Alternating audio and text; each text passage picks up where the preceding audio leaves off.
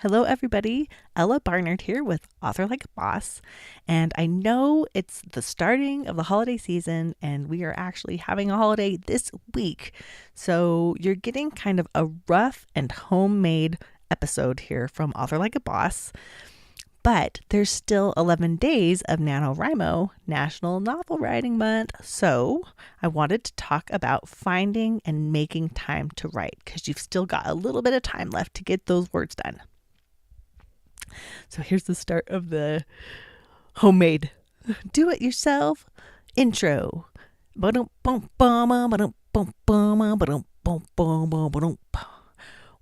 to the Author Like a Boss podcast, the podcast for indie authors who want to improve their writing, up-level their marketing, make money with their books, and have fun doing it.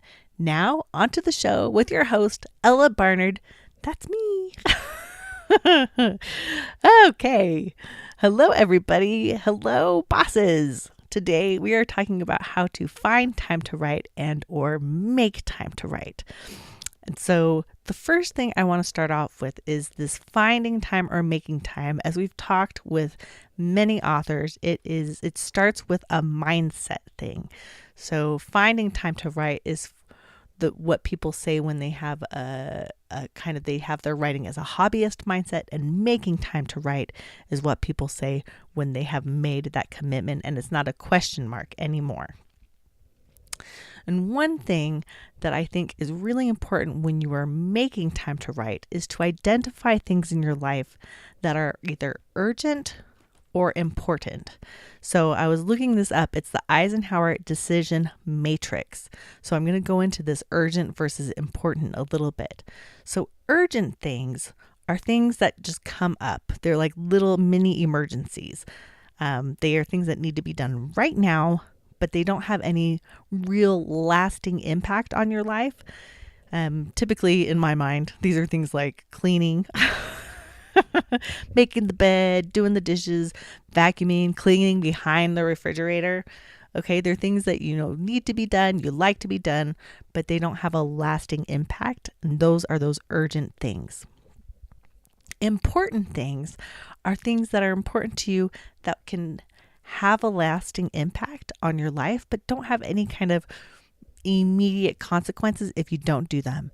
And so most of us artists have very, very busy lives, right? You guys are super creative, super busy moms, have full-time jobs. You have so much going on.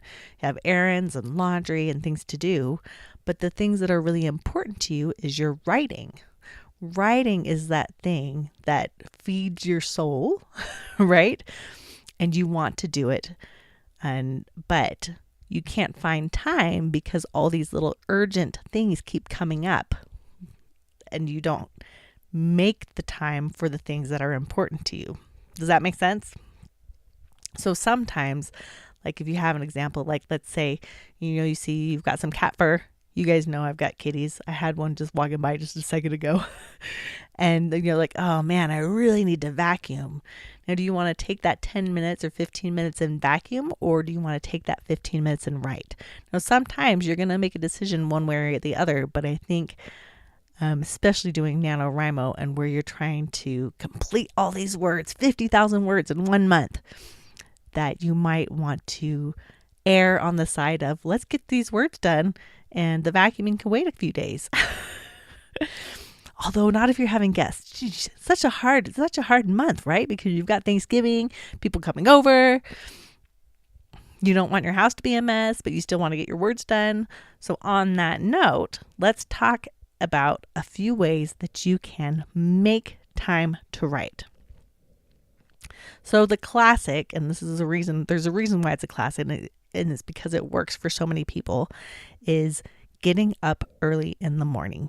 Okay, so if you get up 30 minutes early, 5 days a week, you can, and you just start writing immediately. Within those by the end of the 5 days, you can have 2.5 hours of writing done. Now, let's say you write 1,000 words every half an hour. And that might seem like a big goal if you're first starting, but once you've done it for a little while, 1,000 words in a half an hour is very doable. So by the end of the week, you can have 5,000 words done, and that's only adding a half hour of time in the morning. And let's be honest, a half an hour of time isn't that much time that you're taking away from your sleep. So that's a really powerful way of making time to write, is squeezing in an extra half an hour in the morning. The second way that you can make time to write is by using a software like Dragon Naturally Speaking, or recording your text and then transcribing it using something like voice to text.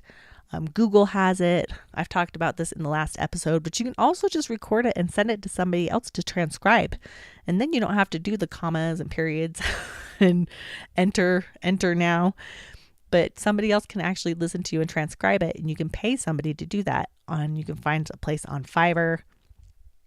I mean, if you're going to do this long term, get the software.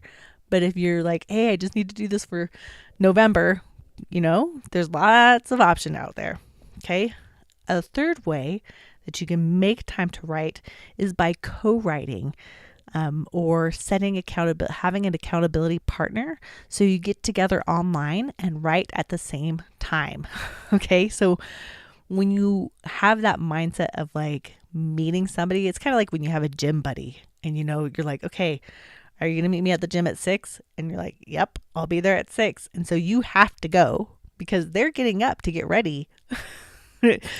And you can't like last minute check out because they'll have already gotten up and gotten ready. So that commitment and that accountability partner forces you to make that time to write.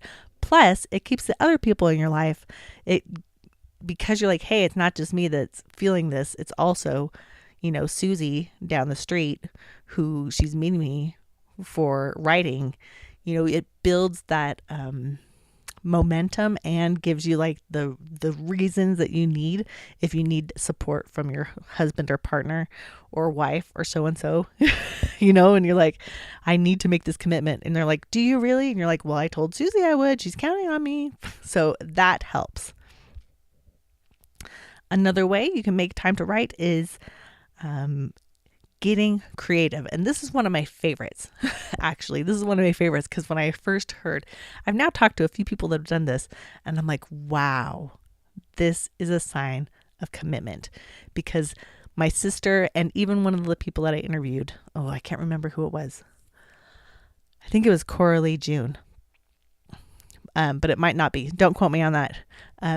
Who they're moms and they don't have a lot of time to write, but they're committed to it, right? And so my sister and this other author, they both bought a gym membership, and the gym, because they have kids they had little kids, and the gym has a play area that they can put the kids in, and then they would just take their laptops and go and write like over by the pool or in the lobby area or, somewhere, because that gave them an hour of time to work on their books. And that's like a magical amount. An hour or an hour and a half of time is a huge amount of time for a mom to get a bunch of writing done. The other thing you can do is like go to an Ikea. Ikea has a huge play area and they have a huge eating area. So you could put your kids in the play area and then you go to the eating area and you sit down at a table and you get a thing of coffee and maybe some meatballs and you just start getting your words done. And I just, my mind was blown when they told me these things, because I'm like, these are such great ways.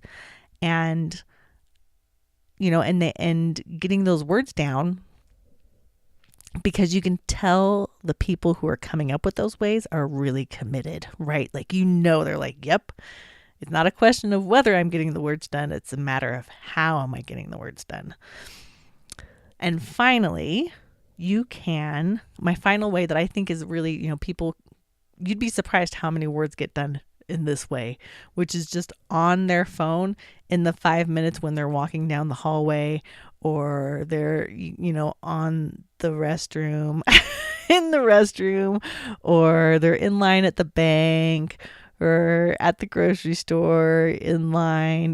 They just have their phone and they're writing down 5 minutes worth of words here and there. And I've heard some people that they're like, by the end of the day, I have 1,000 words done because I just snuck in 5 minutes here, 5 minutes there.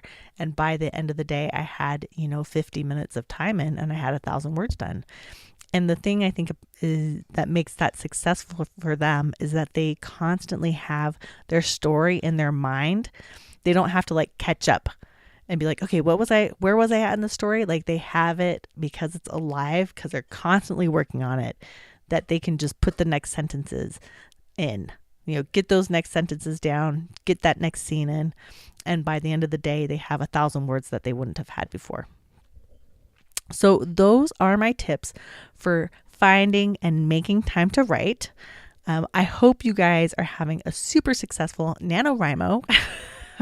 And if you're not doing NaNoWriMo, I hope this is just a good way for you to figure out, okay, how can I make that commitment, and how can I get these books out there so that I can share my stories and my heart with the world and maybe make some money doing it, right?